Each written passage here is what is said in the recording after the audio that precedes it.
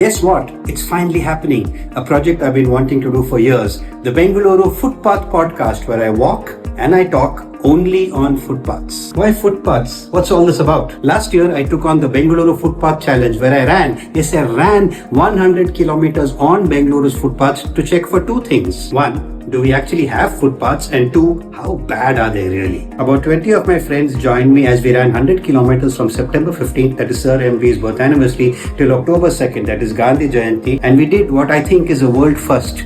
A footpath rating. We rated the city's footpaths, 100 kilometers of interconnected footpaths on a scale of 1 to 5. And this report was taken seriously by the government. So it was great fun, and it was also being noticed where it matters. In December, we had the next crazy challenge, the Bangalore Walk Fest, where over 1,500 people walked with me over 100 kilometers over 15 days, walking 10,000 steps per day on footpath. I told stories along the way. Each day was a different theme, and at the end of the walk, the participants rated the footpaths as good, bad, or ugly. This time, the government not only noticed, they took part. We had MLAs, senior IAS officers, engineers, supervisors. They all joined the walk. Because let's face it, everybody loves to walk in Nammo Bengaluru with our wonderful weather and our tree-lined avenues. And on September 17th this year, I took on a new challenge to find 100 kilometers of good walkable footpaths, and in case there were stretches that weren't good, that we would fix it in partnership with the Greater Bengaluru Authority. And it's actually happening as we speak. Every week, a few kilometers are added to the good footpaths list. Now, I know there are cynics everywhere. We don't believe you. We don't have any footpaths. And they justify that to take their car out for even a short 800-meter trip to buy groceries. They don't come on my walks either. And so the Bengaluru Footpath Podcast is a unique show where I will walk 100 kilometers on camera. And to keep it interesting, I will walk with interesting Bengaluru people.